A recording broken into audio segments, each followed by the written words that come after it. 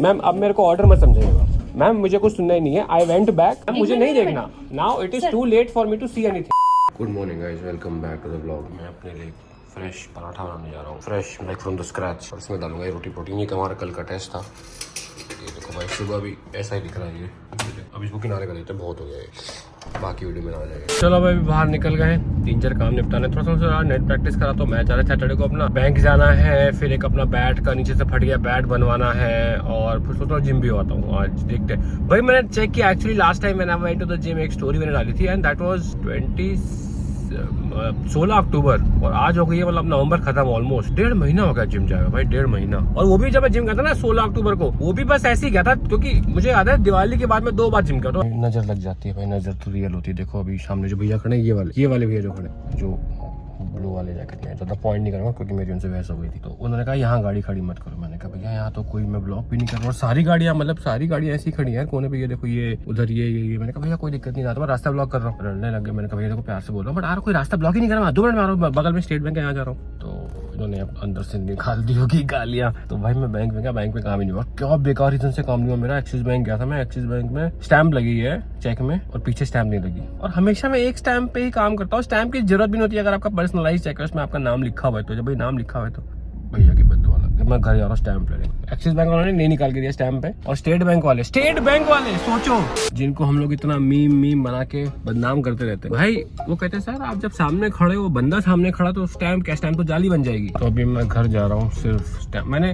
उनको बहुत कन्विंस किया मैम को, अपने होम ब्रांच से बात करा दी, होम ब्रांच के मैनेजर से बात करा दी, SBI के मैनेजर से बात करा दी। मेरे पापा बैंकिंग में काफी सीनियर पोजीशन में रिटायर हुए, मैंने उनसे भी बोल दिया भाई ये है वो है। वो मान ही नहीं रही मैडम। मतलब अब एक बार क्या होता है कि अब मैं बोल चुकी हूँ कि स्टैंप रिक्वायर्ड है, अब 3 लोगों से बात करके मैं गलत कैसे साबित हो जाऊँ कि स्टैंप रिक्वायर्ड नहीं है। तो वो भी हो जाता है, मतलब सबके साथ होता है, मेरे साथ भी होता है कि भाई अब मैं अब गलत प्रूव नहीं होऊंगा, वो भी अपने आप से। तो मेरा ईगो ज्यादा बड़ा है, तो मैं ही चुकी। मैंने कहा मैम कोई बात नहीं, लाइए। वो जिस मेरे एक्सिस बैंक की मैनेजर से ना, वो मेरे अच्छी जिनकी जान पहचान है, वो उनसे लड़ गई कि यार तुम अप्रूवल यहाँ से लाके। मैंने कहा कोई अप्रूवल नहीं मैम, बगल में घर में जाके स्टैंप ले आता हूँ। तो मॉरल ऑफ द स्टोरी भाई, मैं तुम लोगों को बहुत बड़ा लाइफ लेसन दे रहा हूँ ये, और ये मैंने सीखा है बहुत बार जिंदगी में कटवा के। ये लाइफ लेसन ये है कि जिस बंदे के हाथ में पावर है ना, उस समय वो तुम्हारा बाप है। तुमने अगर अपना ईगो अगर उसको ईगो चढ़ गया और तुमने अपना ईगो उससे बड़ा करने के दिखाने की कोशिश की, तो तुम्हें रुला देगा। मतलब अगर तुम्हें कहीं एंट्री करनी है, एक छोटे से मॉल में अंदर कॉन्सर्ट चल रहा, तुम्हारे पास मूवी टिकट है, और अगर उस बंदे ने बोल दिया कि सर मैं आपको एंट्री नहीं दूंगा क्योंकि आपने ये गलती की है, तो वो गार्ड के पास इतनी पावर है, तुम्हें रुला सकता है, वो एंट्री तुम्हें नहीं देगा। तो इसलिए भाई वहां से बहस नहीं करनी किसी के साथ। बोल दो हाँ भैया आप सही बोल रहे हैं और मैं गलत हूँ। Going to the bank again. और अब मैं तुम लोगों को एक और बहुत इंपॉर्टेंट एक सिखाया भी, एक उससे भी ज्यादा इंपॉर्टेंट लेसन भाई सुनो। अब देखो भाई, मेरे को तो चक्कर लगवा दिया बैंक वालों ने। मैं उस समय उनसे प्लीज मैम देखो एक स्टैंप आगे लगवा कर दो। भाई मैंने पता किया कई जगह फोन करके, काफी बैंकिंग में सीनियर लोग जो है, आजकल जरूरत ही नहीं है स्टैंप की भाई।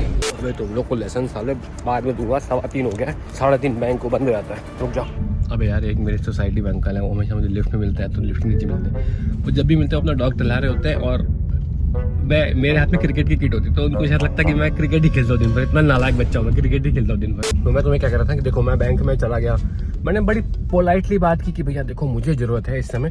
तो मैं पोलाइटली बन के ऐसा होता है ना कि यार बाप बना लो गधे को, नॉट थिंक वो गधा भाई सबकी वो, मतलब प्लीज आजकल कुछ बोलने में जरूरत पड़ जाती है भाई कि लोग कहाँ से कहाँ ले आते हैं। प्यार से बात की मैंने, मैम कर दो। मैंने कहा नहीं स्टैंप लगेगा तो लगेगा भाई। घर पे आया स्टैंप लेके, अब स्टैंप लेके दोबारा जा रहा हूँ। अब मेरी चालाकी, मैंने कहा मैम अब तो को दोबारा बैंक जाना पड़ेगा, तो मैं भी होशियार हूँ, तो मैंने सब पता कर लिया रूल। तो स्टैंप की जरूरत नहीं है। इंडिया में लोगों को प्यार है स्टैंप से भाई, मतलब हर जगह पर स्टैंप लगा दो, हर पन्ने पे स्टैंप लगा दो। हम लोग ने जब DGCA के लाइसेंस अपना CPL कन्वर्ट कराया था, इतना प्यार है उनको स्टैंप से। अगर आप ओरिजिनल डॉक्यूमेंट DGCA के सामने रख देंगे ना, वो नहीं मानेंगे कि ओरिजिनल है। आप उसमें बस स्टैंप लगा दीजिए, आड़ा तेरा कोई भी स्टैंप लगा दीजिए, ओरिजिनल है।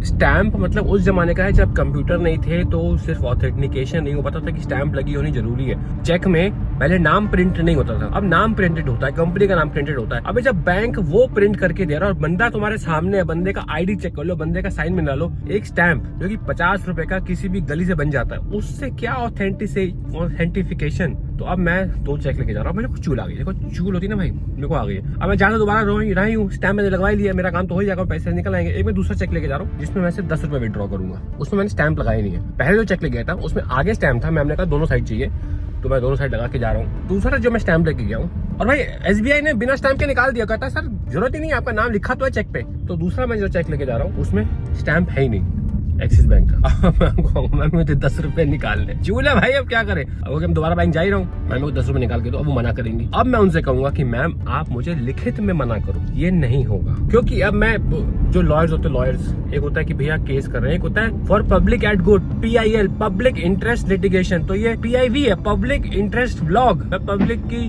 जनहित में जारी कर रहा हूँ कि क्या चेक में स्टैंप होना जरूरी है कि नहीं। जितना मुझे लगता है, जैसे मेरी मैम से पहले भी बहस हो गई थी, मैंने कहा मैम ये आजकल, मैंने आपको बोला, आपने उसको बोला, सुना के ये हो जाता है कि स्टैंप चाहिए, स्टैंप चाहिए।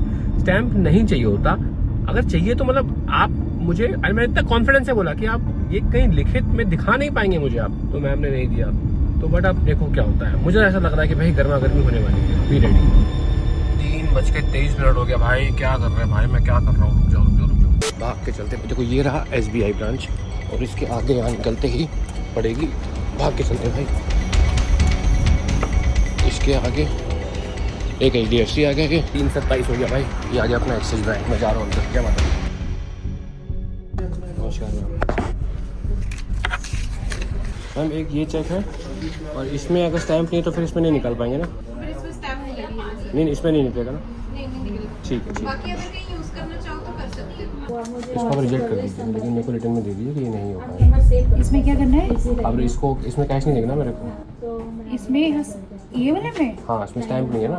स्टैंप नहीं है इसमें। अब तो नहीं दे सकते ना मेरे को कैश। इसको रिजेक्ट कर दिया, रिटर्न में दे दीजिए कि हम इसको एक्सेप्ट नहीं कर रहे। सर इस पे हम नहीं, आपको देना पड़ेगा, आपको देना पड़ेगा इसमें। आप ऐसे मैनेजर हैं, आप ऐसे बैंकिंग नहीं कर सकते। सर मेरी बात, आप ऐसे बैंकिंग नहीं कर सकते। या तो आप इसमें दीजिए, अगर इसमें आपको लग रहा है कि यार according to circular number this and this हमें अलाउड नहीं है, तो लिख के दीजिए। मैं चेक करती हूँ। हाँ, अगर कोई रूल है तो आई रिस्पेक्ट दैट, लेकिन आप कस्टमर्स को अपने विल पे नहीं बना सकते।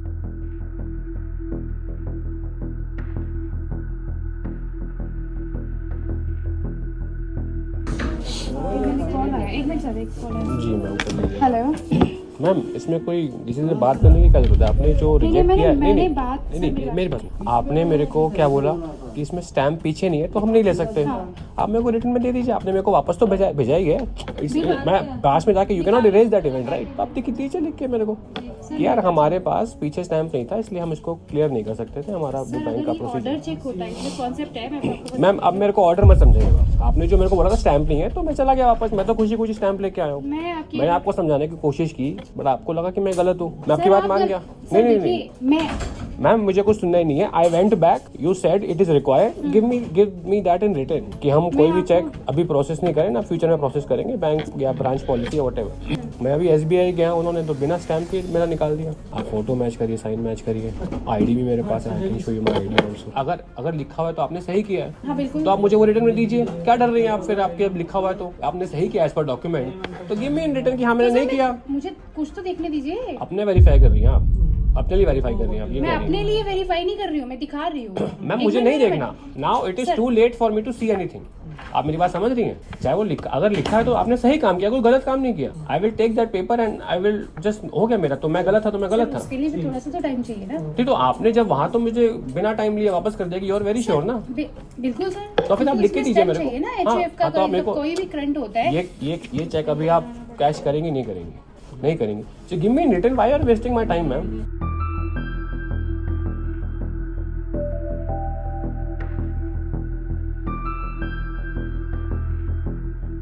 If there is a rule, that rule has to be from RBI for all the branches. It cannot be for one branch and not for the other branch. now इतना search करनी, मतलब आप sure नहीं है ना? Sir मैं बिल्कुल sure हूँ, मैंने सर्च भी किया है उस चीज़ के बारे में, उसमें कोई डाउट नहीं है। ठीक है, फिर आप एक बार जस्ट मैडम आ रहे हैं, आप उनसे एक बार थोड़ा सा बात कीजिए। मैं बात क्यों करूँगा किसी मैडम से? मैं क्यों करूँगा? मैं बात, मेरी बात सुनिए। एक सेकंड, अगर मेरा क्या बनता है? अगर आप श्योर हैं तो आप मुझे रिटर्न में क्यों नहीं दे रही? मैं कोई समझ में नहीं आ रहा है। What is the reason? Sir देखिए, छोटी छोटी बात में इस पे what I am asking from you is not in genuine concern, it's a genuine thing what I am asking. आपने मुझे एक चीज रिजेक्ट की है, I am asking you to give me the rejection on paper, that's it. I am not asking anything more. Authorisations तो देखनी पड़ेगी ना मैम को। 1 मिनट दे दीजिए, मैं आपका कंसर्न। जब मैं आपसे कह रहा था कि आप चेक कर लीजिए, तब आपने इतना एफर्ट नहीं लगाया, तब आपने मुझे 2 मिनट में दौड़ा दिया वापस ना। जो चीज नहीं मैं तो पूछा है पहले। मैम बिल्कुल, आप अपना अगर जॉब कर रही है तो मैं आपकी जॉब में हिंड्रेंस नहीं बनना चाहता। आप बहुत अच्छा कर रही है, आप बहुत अच्छा कर रही है, बट देन वो कॉन्फिडेंस आप दिखाइए पेपर पे भी। Anyways guys, this carried on. फिर सीनियर भी आए, उनसे बात हो गई ठीक ठाक, फिर हो गया काम। और एंड में निकला कि भैया अगर जो बंदा है जिसका खुद का अकाउंट है, वो साक्षात तुम्हारे सामने खड़ा, उसके साइन मैच करा, उसका आईडी देखो, मतलब it is a extra check for the bank, but stamp होना चाहिए। ये आरबीआई नहीं कहता, आरबीआई ये कहता है कि बैंक अपनी प्रॉपर ड्यू डिलिजेंस कर सकता है। अब ड्यू डिलिजेंस ज़्यादा कैसे होगी, जो बंदा सामने खड़ा है उसका फेस मैच, उसका आईडी मैच, उसका साइन मैच, या सिर्फ स्टैम्प से ड्यू डिलिजेंस होगी, ये वहाँ जो ऑफिसर बैठा है ये उसका भी एक डिसीजन है, उसकी बुद्धि का विवेक है। So I am just gonna leave at that, but matter solve हो गया भाई। उससे ज़्यादा मैं तुम्हें नहीं दिखा सकता कि क्या हुआ था, बट आखिरी में जो हुआ भाई, वी बिकेम बेस्ट बडीज। होता ना कि यार बचपन में तुम स्कूल में एक दूसरे के बाल नोचते थे और 3 साल बाद तुम लोग बेस्ट बडीज हो गए, तो me and Axis bank we are best buddies now. It is the best bank bro, it is the best bank. मतलब हुआ क्या कि वहाँ फिर मैम आ गई, तो मुझे लग रहा था जिनसे मैं बात कर रहा हूँ वो मैनेजर है जो अपने हिसाब से कॉल ले दे कि जाओ साइन करा के लाओ, जाओ स्टैम्प लगा के लाओ, बट फिर actually the real boss walked in and then real boss said कि भाई क्या कर रहे हो भाई, मतलब नहीं रिक्वायर्ड है। हो गया, मतलब दोस्ती हो गई। भाई क्या मचा रखा है,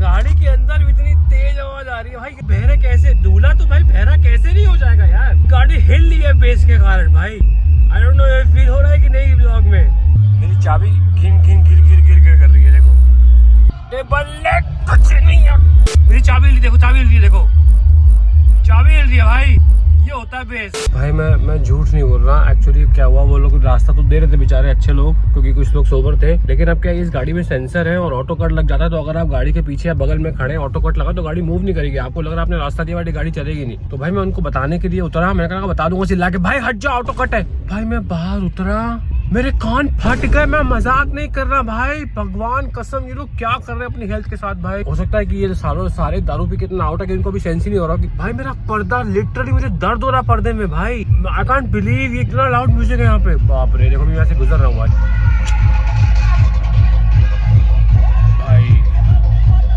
बहुत तेज है, बहुत तेज भाई। मैं बाहर उतरा, मैं बैठ गया गाड़ी में दोबारा भाई, इतना तेज फट गया मेरे कान। Anyways workout is done, had a nice decent workout.